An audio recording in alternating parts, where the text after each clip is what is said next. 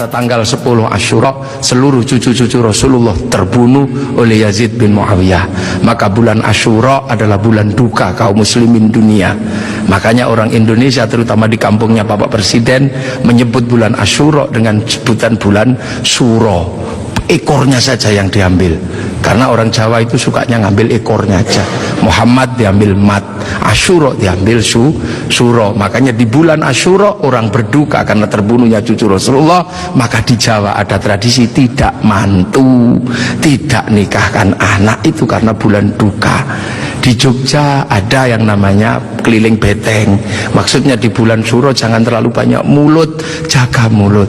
Nah di Solo mengikuti kebo Kiai Slamet, kalau kebonya keluar tainya diusapkan ke seluruh tubuh. Ini bulan duka, jangan bersolek. Dan biasanya bulan Asyura di Indonesia diikuti dengan santunan anak yatim. Nah inilah, dan dari situ terus bergerak. Makanya monumen-monumen itu lahir Sayyid Ali Zainal Abidin.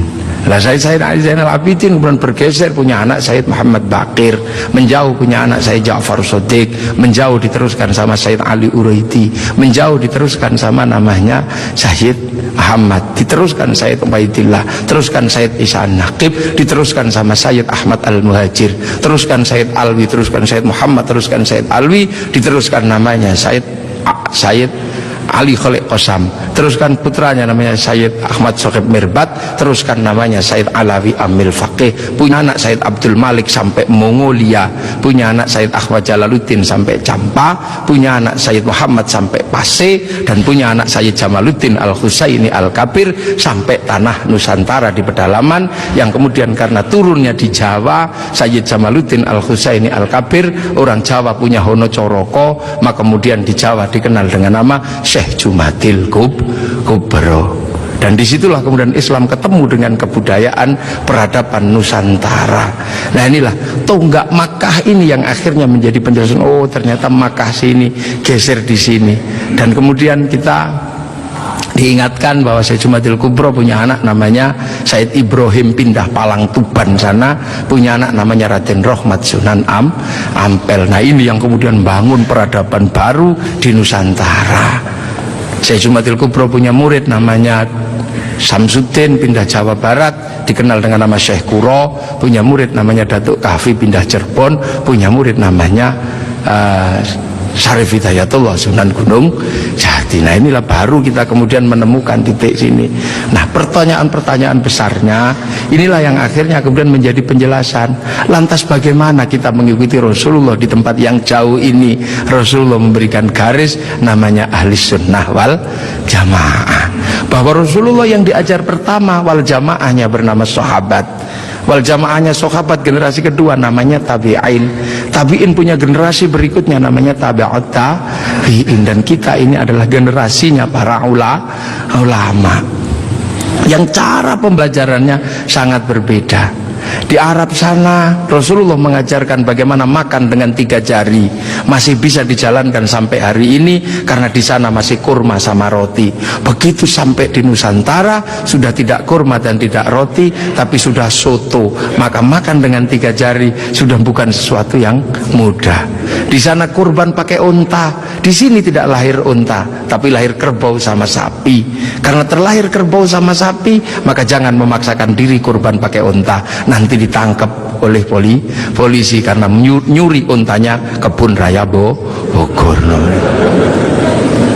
Ini di sana masih bisa pakai jenggot dengan utuh, tapi di sini rasnya adalah ras Mongoloid, sudah tidak punya jenggot. Inilah maka ulama-ulama awal yang datang ke sini tidak pernah ribut masalah simbol-simbol yang tidak bisa dilakukan oleh orang Indonesia.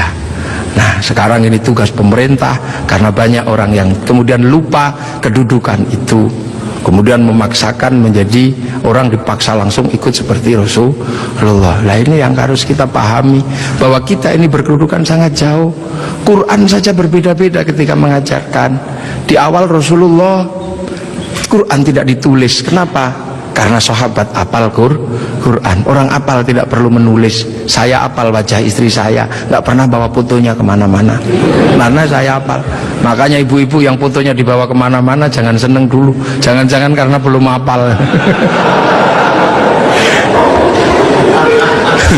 Kemudian setelah Rasulullah meninggal, sahabat nulis Quran. Nulis Quran sahabat. Untuk apa? Untuk tabiin yang tidak ketemu Rasulullah. Tiba-tiba generasi sahabat meninggal, tabiin mengajar bawahnya. Qurannya sahabat terlalu pinter, cuman lungkik-lungkik kayak cacing gitu aja. Maka kemudian dikasih titik oleh Abul Aswad Ad-Du'ali. Disebar lagi, generasi pertamanya hilang, titik-titik nggak cukup, maka dikasih fathah, kasroh, dhamma atau syakal. Yang ngasih syakal Syekh Khalil bin Ahmad Al-Farahidi. Disebar lagi, yang baca Quran karena Islam rahmatan lil alamin bukan lagi orang Arab semata. Orang Andalusia baca Quran wadduha, keliru menjadi wadduhe. Ini. Nah, orang Turki mustaqim, mustaqin. Masuk ke Indonesia dibaca oleh orang Padang lakanud, keluarnya lakanui. Karena orang Padang kalau bilang Muhammad, Mahamme.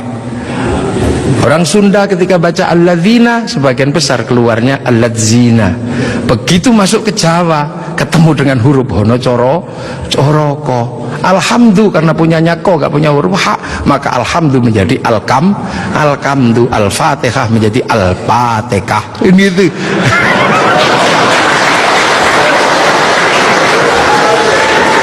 Nah ini orang kalau ngerti proses kodifikasi Quran pasti tahu.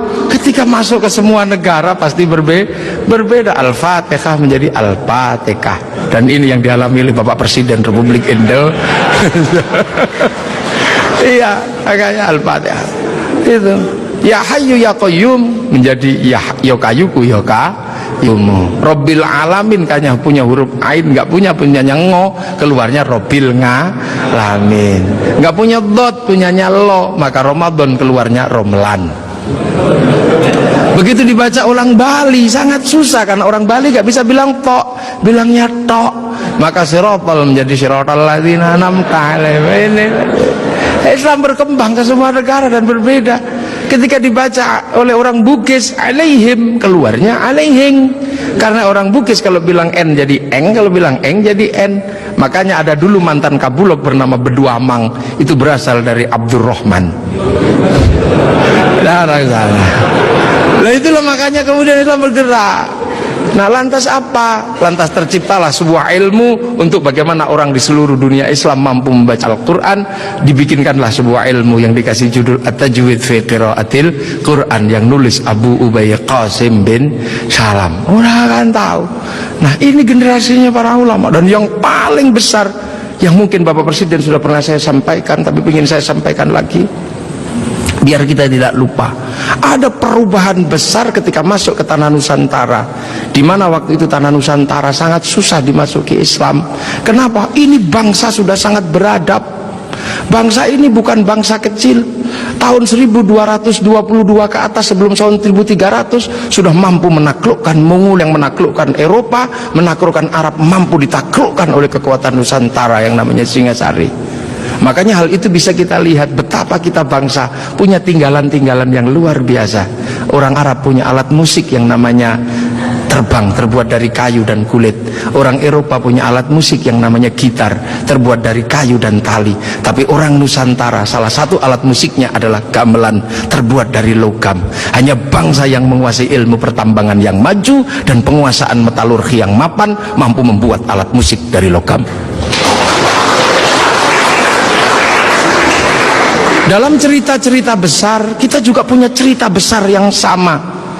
Orang Eropa punya cerita tentang Cinderella, kita punya cerita bawang putih, bawang merah. Orang Eropa punya Samson, orang Arab punya Sam'on, kita punya Bandung Bondowoso, kita punya Sangkuriang, kita punya Sipahit Lidah.